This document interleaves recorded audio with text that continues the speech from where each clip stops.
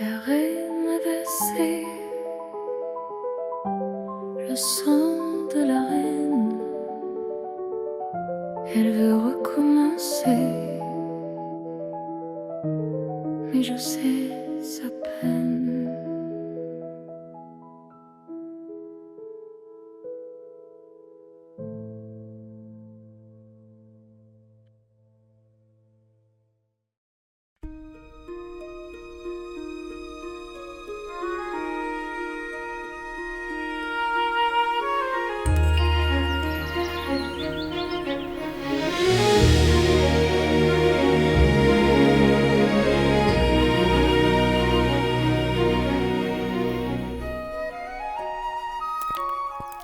I've come to deliver your overpowered toddler back. I found her wandering aimlessly after my exit from Eden, and she insisted I escort her here. Marion, you're alive! Welcome home! Oh, thank God. After Goddessfall, we were all so worried.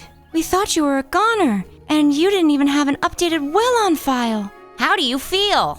Who are you people? What? It's me, Chime. How can you not remember any of us? Do you have amnesia? Don't be so quick to panic, Chime. I'm sure it's nothing. After all, it's easy to forget unimportant side characters like... And I especially don't know who that Lancer Artoria cosplayer is. Oh no, Marion's lost her memories. This is a disaster. Chime, quick, call Rappy. She can toilet train Marion again. Because I'm definitely not doing that. And not just because of my fear of toilets, which I don't have. Hold your horses, you caricature of a king. You heard her, Kilo. Get Talos to lift up Trom. That'll fix Marion. That's not what I meant. Marion says Cecil did all she could to repair her, but with the state Eden is in, there's only so much that can be done. This temporary loss of memories seems to be a side effect of having her core ripped out. Oh no! Is there anything we can do to heal her? Oh, you pitiful, panicky nincompoops! Allow me, the infinitely intelligent Bahamut, to explain how to fix her. What in the hell is a heretic doing here? Poor, pitiful Dorothy. It is understandable one as decrepit as you could not deduce my purpose. Allow me to explain. The four beasts, the most important and beloved squad in all of Nikke, have formed an alliance/daycare with the young man from the Ark. As the most verbally gifted of all members of Reclamation Site 01 and the Heretics, I have assumed the role of reaching out to other organizations on the surface to form further alliances and potential new daycares for his ever-increasing brood of illegitimate offspring. The commander actually chose you to be a diplomat for the new alliance? Seriously? Oh, well, not exactly. You see, due to my extreme perceptiveness, I deciphered the coded message he texted me and deduced he wished for me, the great Bahamut, to act as diplomat. Coded message? What did it say? Here, take a look. Playing message now. Bahamut, I'm not sure if you can actually read, but on the off chance you're slightly more literate than Crown, then follow these two instructions. Number 1, don't teach only one to eat rocks or spiders. I can't believe I have to say that, but apparently it's not obvious to everyone. Number 2, make sure to convince only one to become a Burst 2 unit. Rappy says Burst 1 and 3 already belong to her, and she's not going to accept any competition, even if it is from her own daughter. Oops, looks like I forgot to switch Talos' voice settings back after my and Troni's latest BG3 game night. Ha, Rappy getting dethroned by her own daughter would be even funnier than me killing her myself. What the hell? Careful, Marion. Your Rapture Queen is showing. Wow, I guess your hatred for Rappy can survive even brain damage. Right. You're so smart, Mommy number 6. I thought she was number 7. Moving on. There was another reason I made the arduous journey to this backwater pile of rubble you call a kingdom. Due to disagreements with Eden's management, I find myself requiring temporary accommodations. Wait, are you saying that because you got exiled from Eden, you want to join the... I'm afraid we're full up on citizens right now. So sorry, you'll need to look elsewhere. Maybe the four beasts have room. What? You're turning down a new citizen? You've never turned down a new citizen. Hell, she once tried counting each individual tree as a citizen to boost the kingdom's population numbers. Once she even tried counting a spider I caught as a citizen. Until we ate it. That you remember? You know what? Doesn't matter. More importantly, my king, are you really turning down a new citizen? That seems very unlike you. Perhaps she doesn't wish to take in Eden's sloppy seconds. Why, you... On second thought, perhaps you can earn a spot in the kingdom. And you, Bahamut, can prove the four beasts are worthy of standing side by side with the kingdom as allies. Yes, I can see it now. A mighty new alliance between the Crown Kingdom, the Ark, Eden, and the four beasts. And we shall call this new alliance the Crown Kingdom Deluxe Edition. You know, because the kingdom already has so much name recognition, and really a rebrand would just confuse the audience, right? If you think I'm going to lower myself by running errands for you, then you're very much mistaken. Silly Dorothy, I have absolute certainty you will fulfill my request. And that request is to help restore Marion's memories. Are we sure about this? And how do you propose I do that? I'm not a brain surgeon. You aren't? Oh, what a lowly existence that must be. I, the ever-brilliant Bahamut, know all about the brain. Yes, it's the biggest organ in the body after all. Actually, it's the third largest. How would one who hasn't even figured out how to become canon yet know anything about anything? Do you have a doctorate? 3, actually. With that kind of resume, Wells, you'll make the perfect teacher for Marion and supervisor for puberty citizen Dorothy and puberty ally Bahamut. It's probationary, my king. And Chime, you just volunteered to read Wells' full written reports for me when she gets back. Oh, I do appreciate my citizens' eagerness to do my work for me. What? No. Last time I was with Dorothy for more than 10 minutes, she tried to kill me and Trony. Oh, are you still complaining about that? That was like 6 months ago. Get over it. Although I had been meaning to ask, how did you escape? That's proprietary kingdom information, not for probationary citizens. Using my kingly intuition, I propose you 3 take Marion around for a tour of our glorious kingdom. It'll refresh her memory. And if that doesn't work, I'll just force feed her spiders till she remembers who she is. I already told you, I'm not... Trom, please show our guests to the exit. And good luck on your mission. Oh, not again. What do you mean, not... Ah!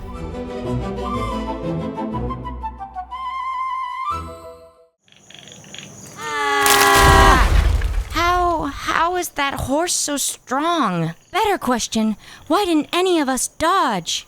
Allow I, the ever-observant Bahamut, to explain. That metal equestrian must have a Vophouse-infused coolant system in her head. She can electrically charge the fluid to induce a mild hypnotic effect in a Nikke's nymph, causing anyone being charged by her to become transfixed and unable to move. That's not remotely true. Also, adding the words nymph and Vophouse to your insane explanations doesn't make them less ridiculous.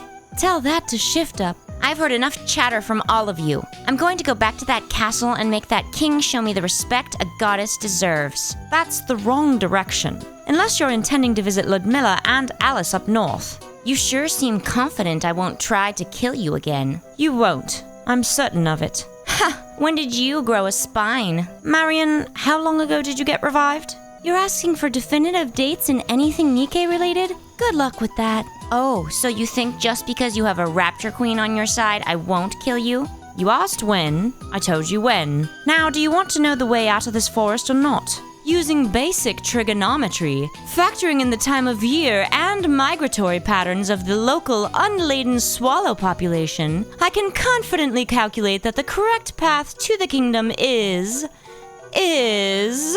Yes? Which way is it? You kind of just stopped talking there. I was sort of assuming the mass-produced one would jump in and answer. Follow me. How much further? And here I thought Marion would be the one asking, are we there yet? Oh yes, Marion, your memory! We must restore it, to cement the alliance between the kingdom and the four beasts. And I know the perfect way to achieve that goal. This sense of dread, I haven't felt it in such a very, very long time. Is this... Oh no, you wouldn't dare. I see. So this was the horrific trial that empty-headed king truly aimed to make me suffer through. You think it's too late to have Chime fill my slots in this? We shall make a tier list.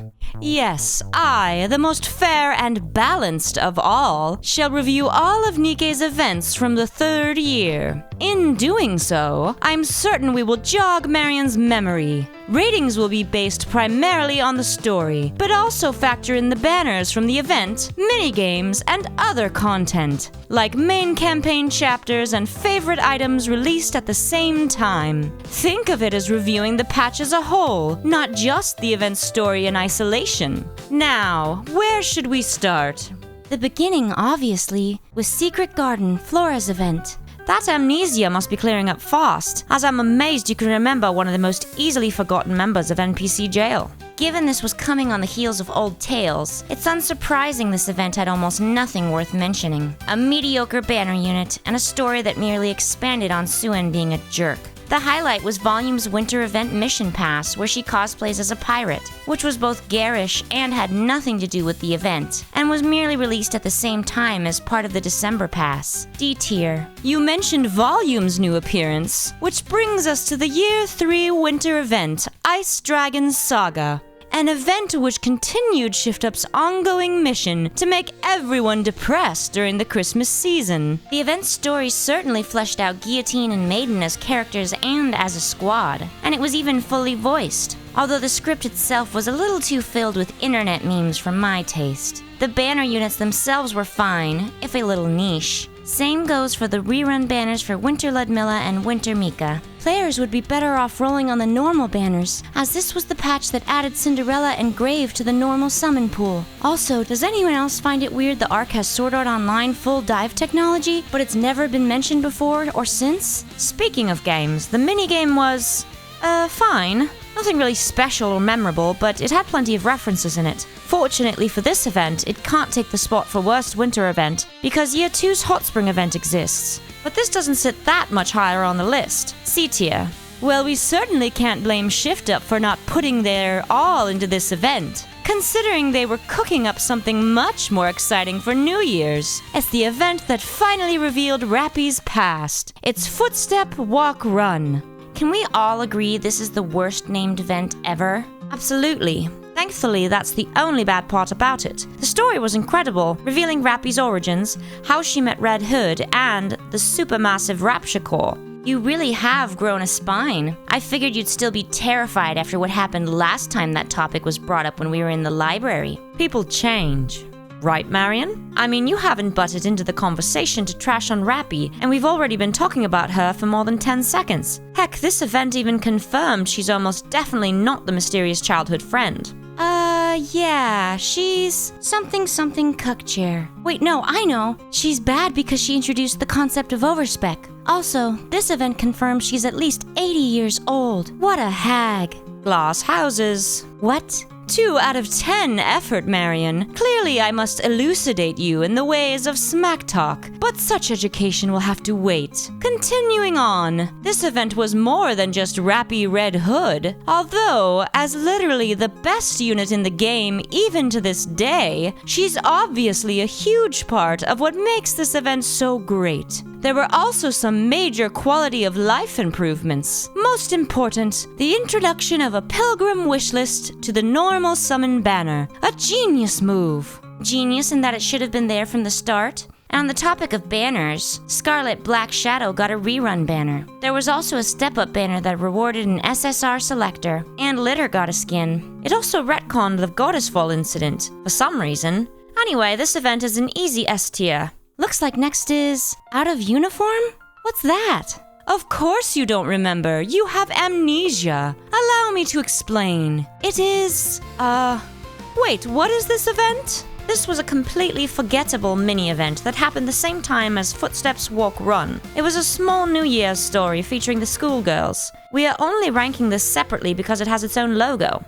Yes. This is the story where Naga received an amazing New Year's themed kimono as a gacha skin, and Einenzwai likewise got ones in mission passes. Good to see that even children know looking good while fighting is important. For introducing 3 great costumes, 2 of them for meta units, this goes in C tier. Not being able to go any higher because it's so light on content in all other regards that it can barely be considered an event. Next comes what is probably the most shocking and important filler event ever, It's Wisdom Spring, Mana's event. I thought I've waited a long time for my revenge, but Mana has been trapped in NPC jail for almost as long. Not only did this event basically confirm the commander is the 7th attempt at a clone of the legendary commander, but it also introduced Jen, Suin's half-sister. Of course, brilliant minds like mine already deduced the commander was a clone. I'm pretty sure everyone with a pulse deduced that ages ago, but it wasn't just the story that was great. While Mana is a decent unit, this event introduced one of the best units in the entire game,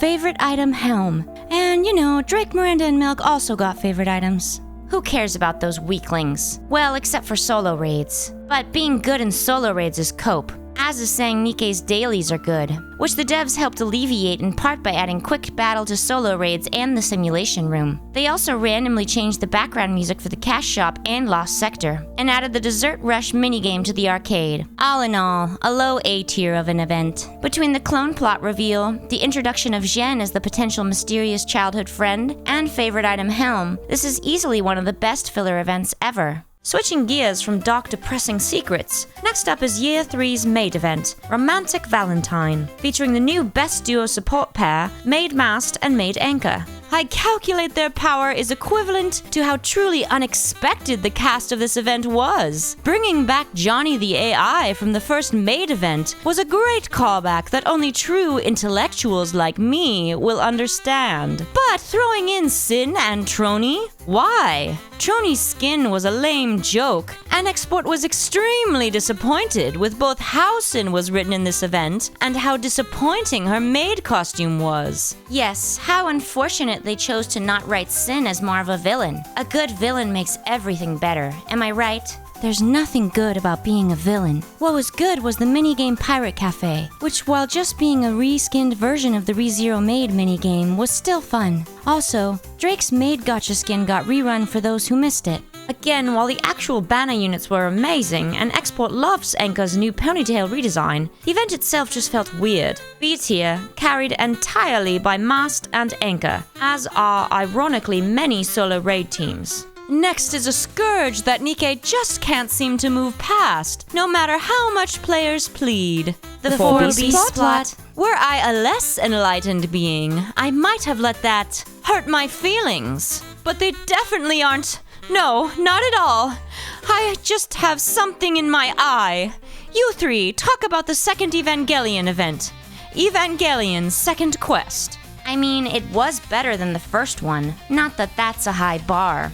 It had more banners and costumes than Marion can count, including reruns of basically everything from the first event, plus a mission pass skin for Biscuit and Helm's Gotcha skin. I still can't believe that Mari Makanami has the most skins out of any character in this game. The minigame was fun, if simple. Again, better than in the first event, but not by much. The units were what we've come to expect. Strong, but rarely top tier. And if the event story wasn't good, the main campaign chapters we got were almost as bad. Chapter 35 and 36 were the breaking point for a lot of players, where the frustration with the 4-beast plot dragging really came to a head. This was where Leviathan decided to be a whiny little brat and run away after Egg Bahamut got shot while trying to eat Laplace's gun. A shame the commander couldn't have run into me instead of those two fools. My superior negotiating skills would have wrapped up the 4-beast plot much earlier. You know, the crazy thing is, you might actually be right. It's hard to imagine anyone doing a worse job than Leviathan. Back to the event, it certainly had a lot of content, but pretty much everything besides Helm's skin was mid at best. C tier, and even that feels too generous. Next up is For Rest, which introduced Nikke's resident nudist and Scarlet's new best friend, Trina. Tell me, Marion, does talking about this event remind you of your time running around with your underwear on the outside? Ugh, some memories are too shameful to ever forget, no matter how much time has passed. I will say this event was interesting. I believe this is the first mention of Evergreen, the wonder drug that stops aging and explains how Anderson is still alive. Well, the drug and Shift-Up's unwillingness to kill off any character ever until very recently. It also gave drunk Scarlet a huge indirect buff, although she's still no match for me. And that pipsqueak of a former Burst 1 queen got some surprisingly nice character development in this story. Still upset she built those doors you couldn't get in, huh? Funny enough, this event actually seemed to be more about Litter than the actual banner character Trina. All in all, a fine event that buffed up a beloved older character and expanded the story on, well, another beloved older character. B tier. Now for one of my favorite activities, eating, and what is one of the weirdest pair of events ever, starting with Brady's event, New Flavor. This really felt like the event they were going to reveal what Splendomin is made from, but stopped short of actually saying it. True geniuses like myself have long ago deduced what the mysterious Splendomin substance is. Using basic logic, it's obviously people. Yes, we know. Oh my god, it's people? No way, that's disgusting. Are you joking? Aside from Brady, we also got 2 costumes. AIDS-free Maiden Spring outfit and Tia's Sweet Chef Mission Pass costume. Like Wells said, all in all it felt like this event was a missed opportunity with nothing to really make it stand out. D tier. And the disappointment didn't stop there. Next up was Crust's event, True Flavor, which, if memory serves, is the first time an event got a direct sequel immediately following the previous one. Despite my best research, I still can't form a proper theory on why Crust, of all characters, got released from NPC jail faster than any other character ever. Even Trony's quick escape of just a few months after being introduced can't match her. Huh, and here I assumed Trony was terrible at escaping. But you're right. It's so weird that not only did the Cooking Oil Squad get a direct sequel, but they didn't even touch on the Splendomin plot at all in this event. But you're forgetting the most important part of this patch. That old tales got added to the archive? No. Well, actually maybe yes. But in addition, this is the patch that released the Mudfish side story. Oh right, back when players still had a faint hope the 4 Beasts plot was going somewhere. I mean, it gave more time to Siren, the MVP of Nikke, so I guess it's not all bad. But how high can a single side story drag up an event with a terribly weak character and an irrelevant plot? No, F tier, even Mudfish can't save this thing. Going from debatably the worst event of 2025, we now go to debatably the worst anniversary event, Unbreakable Sphere. While true, even the worst anniversary event is still amazing. Starting with the highlights, we have Siren, the hero of Nikke and new Burst 1 Queen. She also received a gotcha skin, although I'm on the fence if it's an improvement over her default design. And we got Midhara, who despite a lot of early criticism, did end up being very good against bosses. Just, you know, not the one she actually defeated in lore. She also got a gotcha skin, although a controversial one, as many players felt misled on which part of her new burst would be the wallpaper for the lobby. You say she defeated Gluttony, but for some unfathomable reason, ShiftUp refused to actually kill off Gluttony at the end of this event, making the whole thing feel a bit anticlimactic. Finishing the lineup, the free unit was Mori, who, in experts' opinion, is just a more emo, less interesting Kilo. Put down your pitchforks, Siren Mori shippers. If you want to be mad over something, complain about the Bond stories for Siren and Midhara. The minigame was certainly a downgrade from past anniversary minigames, but I suppose was still fine, if a little overtuned. More worrisome was the introduction of recruit rewards on pilgrim banners. Minor rewards players would get for spending gems on a banner instead of smartly using tickets. Yes, as a very smart individual myself, I would never fall for the bait of rolling on a pilgrim banner and only ever use golden tickets. Finishing up what this event had to offer, Cinderella got a new mission skin despite losing the popularity poll literally a week before. Grave also got one. Multiple older skins were rerun. Rewards for solo raids, simulation room, daily and weekly missions were improved. And chapters 37 and 38 of the campaign were released. These are the chapters that ended with Matisse getting their new upgrades, and Leviathan and crew getting eaten by Whaley. And they were never seen again. Only in your dreams. Overall, an event with many, many issues. But much like in the plot of Nikke, Siren likewise carries the burden of saving this event almost entirely on her own. A tier. By my thorough calculations, I can conclude we are halfway done with the list. Tell me, Marion, have your memories returned? Because if not, the offer of brain surgery is still on the table. Yes, it's all coming back to me.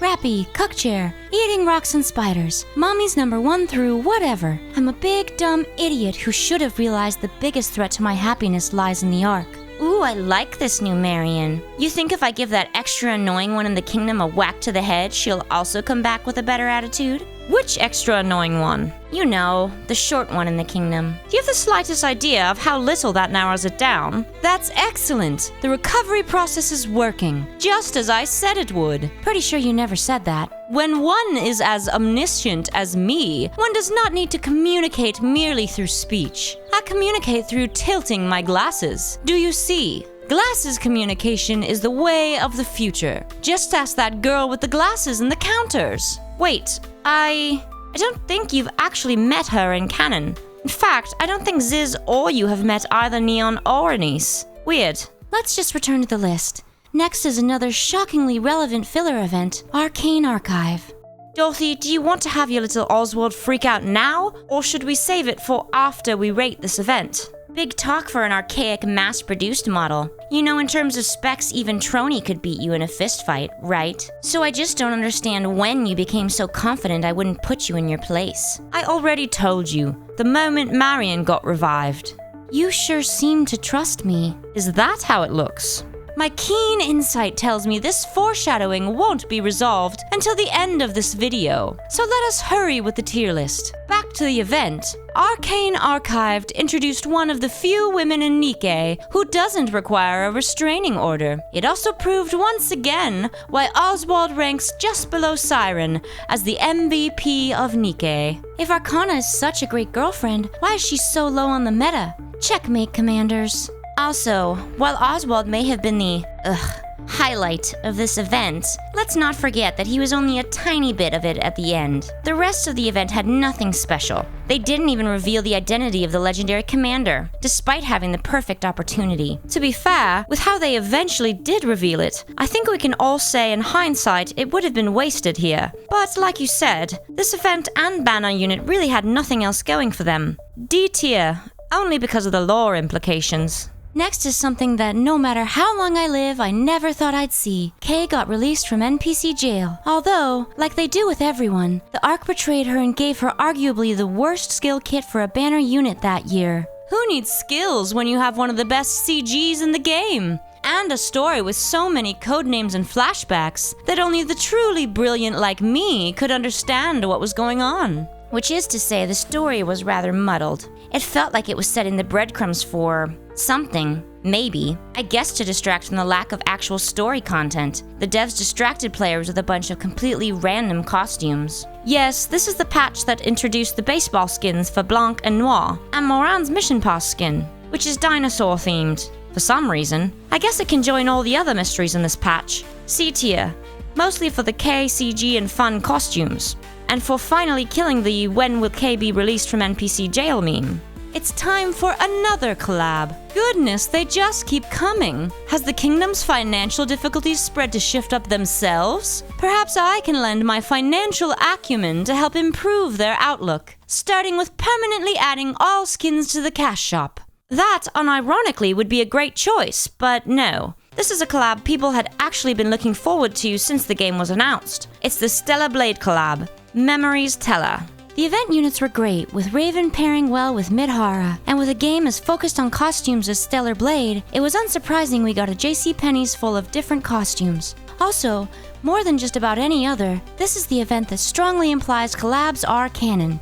Somehow. Okay, there's something I need to ask. Is the big cannon they used in the first EVA event actually, canon?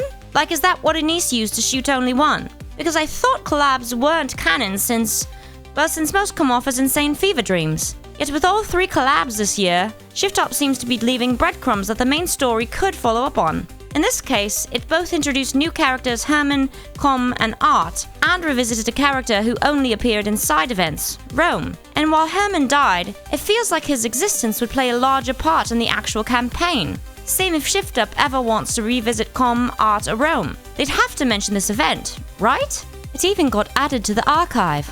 Although that's probably more because Shift Up owns the Stellar Blade IP and not because it's canon. Thank you for coming to my TED Talk. Between impossible Bond stories, retcon timelines, and collabs like this, I'm not even sure Shift Up knows what's canon anymore. As for the event, the story was great, just not the parts that involved any of the collab characters. Honestly, I can't believe I cared about 2 monotone robots more than the actual collab characters. And the story of Herman and Art was heartbreaking. Waiting for so long, holding on to a sliver of hope, and at the end, finally seeing your dream come true. It was a great story. It was such a powerful event, it broke the solo raid. Twice. a trend which would plague ShiftUp throughout the year. And speaking of mistakes, not all the costumes were without controversy. Scarlet's racer's high skin and the stinginess of ShiftUp when it came to giving it out to players who bought the original version of the game has to be one of their dumbest moves this year. True, but there were also many great parts of this patch. Senti got her swimsuit early with the July mission pass. Coordinated operations finally got a normal mode to end battles early, and the minigame was one of the most visually impressive things I've ever seen in a gacha game, even if the controls were severely impacted by it being on a phone. An S-tier collab,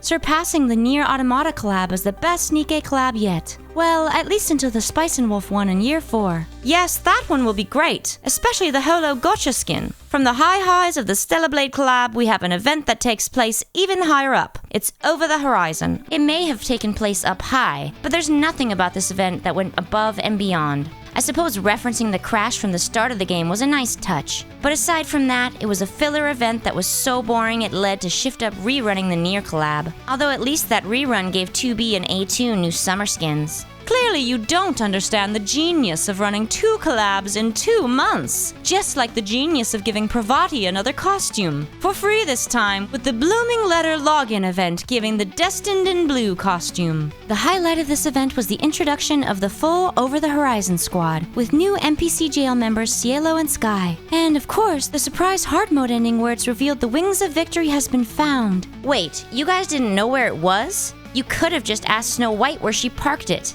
Although parked is maybe a bit too generous of a word. Don't worry, she can't have done a worse job than Wells when it comes to piloting. She crashed it in the middle of nowhere. As I said, still better than Wells.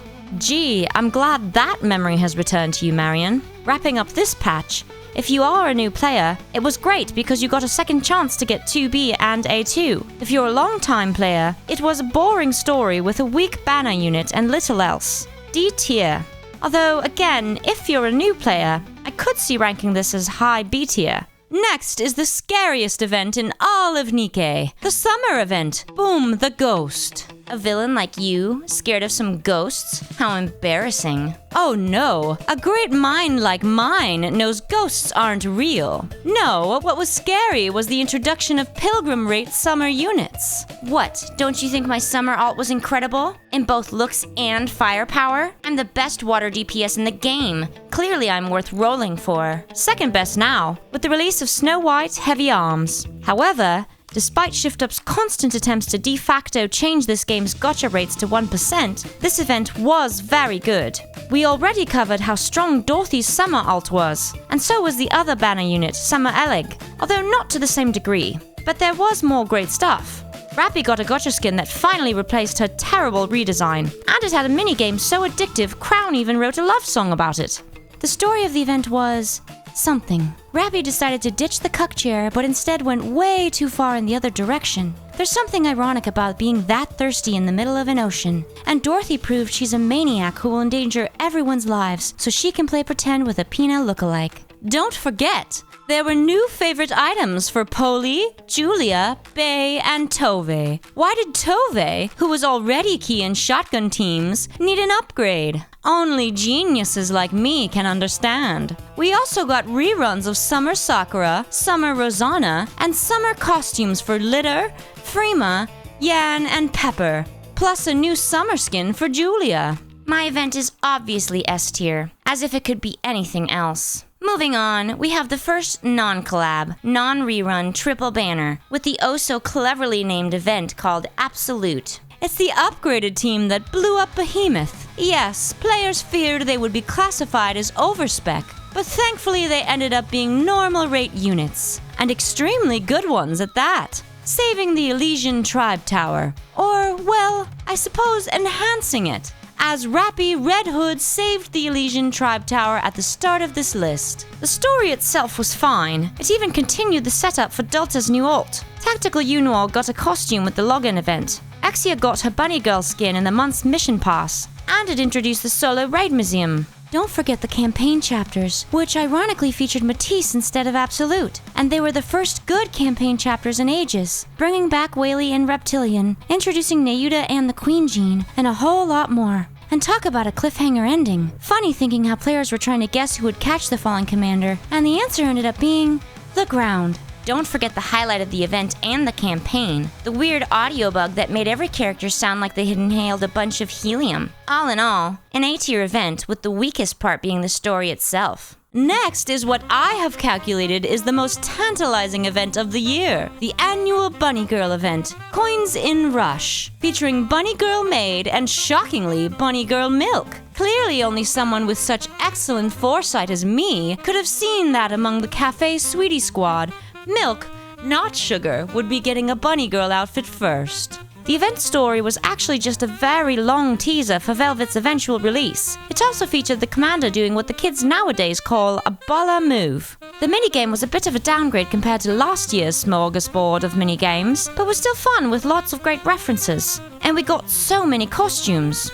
Yes, there was plenty to spend on. Bay and Rouge got Bunny Girl costumes, with Rouge's reverse Bunny Girl gotcha skin probably being the most controversial skin the game has ever seen. Even more than Makima's coat? Somehow, yes. Continuing with the spending, we also got a mountain of reruns, with Mary, Viper, and Folkwing's Bunny Girl skins getting a rerun, and rerun banners for Winter Anne and Rupee, and Summer Mary, Neon, Anise, and Helm. A lot of content and most of it good. The banner units especially were quite strong, with Bunny Milk being ranked close to that country bumpkin Red Hood in terms of damage. All in all, an excellent event with a rather severe rough spot in terms of Rouge's outfit. A tier.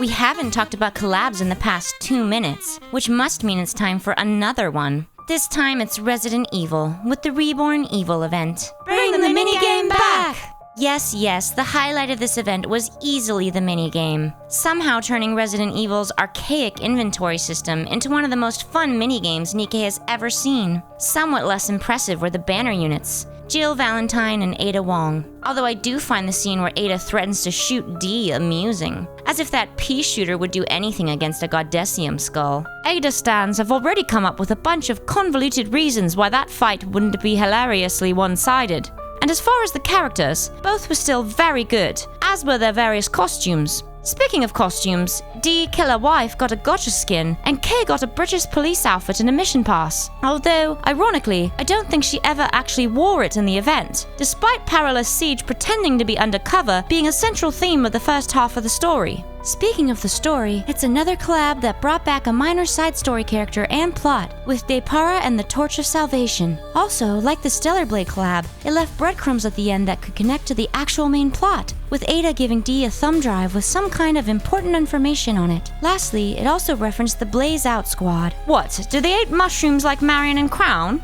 Haha, no. They are the anti-epidemic squad who threatened to burn down the mansion the event takes place in. Does anyone else find it ironic that Nikke has a better response to a T-virus outbreak than the actual universe where it originates from? In your ignorance, we have all forgotten one of the most important features of this patch. High-quality molds have been replaced with the high-quality access records, resulting in guaranteed SSRs. Wrapping it up, it was a B event. Aside from the minigame, there really wasn't much memorable, and the collab characters weren't exactly used well, except, as mentioned, for that final scene between Ada and Dee. We're thankfully nearly at the end of this pointless exercise. Only 3 left. Bringing back the Phantom Thieves, it's Go Ninja Thief, featuring someone who's been waiting for an SSR almost as long as I've waited for revenge. You'd think after waiting for so long, she could have at least assembled a decent kit. But alas, as the banner unit right before anniversary, there was no help for Delta. How small-minded. There's more to life than just power. Wrong. No, there isn't. Dorothy, did you ever think you might be on the wrong side of things when you're agreeing with a Rapture Queen? Future Rapture Queen. Future. Right. As Bahamut was alluding to, while Delta herself may not be especially meta, her ninja design is great, and the event itself was a lot of fun. Personally, I don't find it quite as entertaining as the first one, but that might just be how novel it was at the time. What? But Novel isn't getting her alt for at least another 6 months. Oh, that poor mass-produced brain of yours just can't keep the Nikke timeline straight, can it? I assure you, I can do that better than anyone. It's my entire purpose. Just like the entire purpose of this patch was actually to shock players with the side story Eden's Spear, the prequel event for the Goddessfall event. Yes, my former comrades made their triumphant return, as did that irksome fire dragon and arrogant jellyfish. I must say, seeing Nihilister be interrogated by Johann was rather satisfying. It was also disastrous, as Liberalio managed to use Eden's spear to wake up the queen. Although, does anyone else find it weird she basically woke her mom up by shooting her in the face? Either way, it set up a dramatic confrontation with the first Rapture Queen, something most players couldn't believe actually happened so soon. It really did signal a new era for Nikke. The long slog of the Four Beasts plot was finally over. Hey, but before we get to the excitement and trauma that was Goddessfall, let's finish up with this event. While Delta's event was, ironically, D tier, when factoring in Eden's spear, it bumps this patch up to a high B. And now for the most depressing and disastrous event Nikke has ever seen. Marion, Goddessfall isn't next.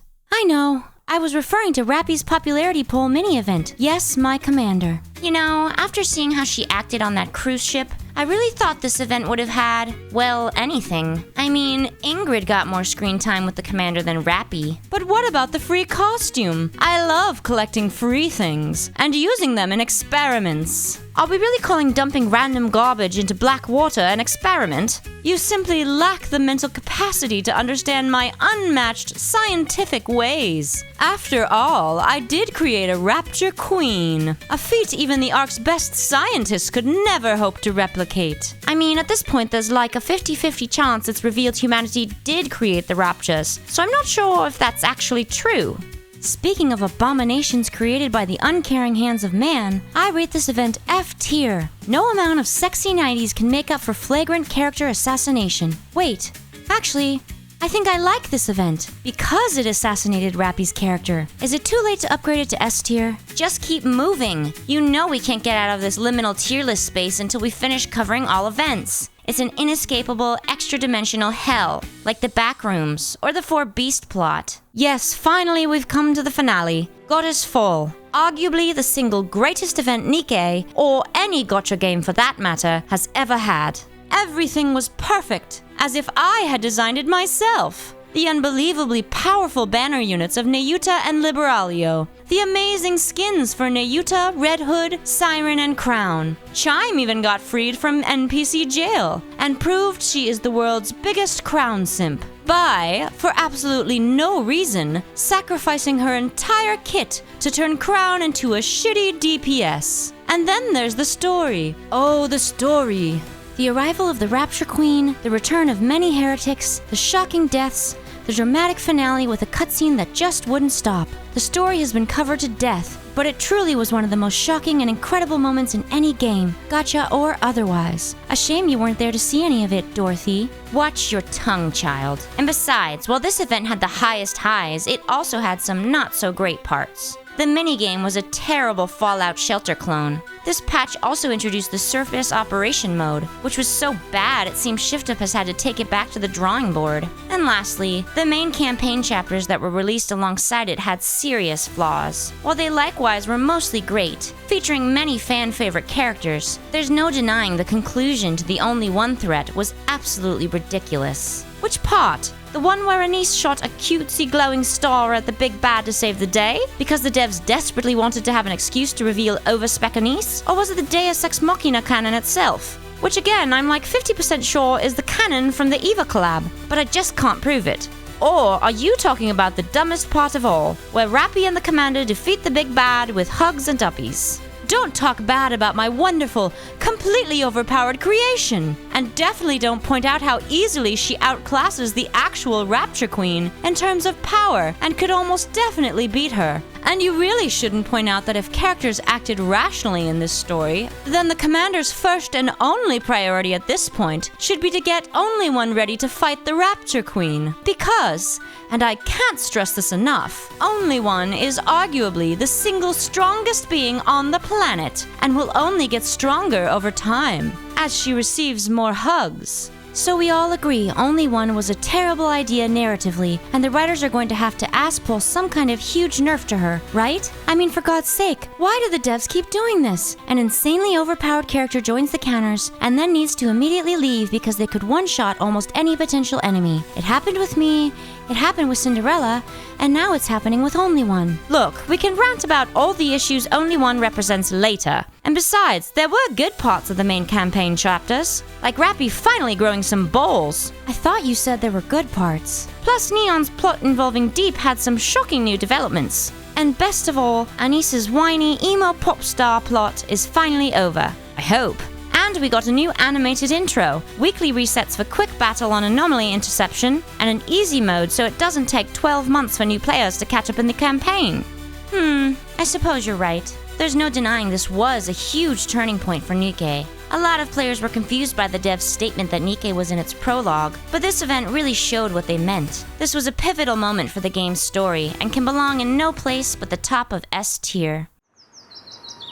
Look, over yonder! My keen eyes detect the telltale signs of... Oh look, it's the kingdom. I was getting there. So, Marion, have you regained your memories? Will I, the world's greatest diplomat, be able to mark the kingdom as a new ally? Yes, all better. Good as new. I suppose that means Dorothy will also be taking up residence in the kingdom? Crown certainly does like collecting strays. After what that king did to me, I'll do more than be some stray for her. I'm going to march in there and take her throne for myself. Wait, slow down! I need to talk to you about how to ally with Eden next. Tell me how you would do it, so I can know to do the exact opposite and not get myself kicked out. I never would have thought Dorothy would join the kingdom. This'll be an interesting change. I guess things really can change.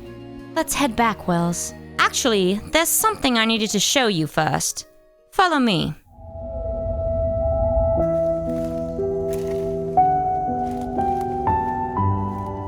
You're taking us towards the crash site of the HG. Were you intentionally half-assing your cover story? Or has centuries without human interaction actually made you that bad at lying? It seems you're not nearly as smart as I remember, Wells. You're not going to kill me.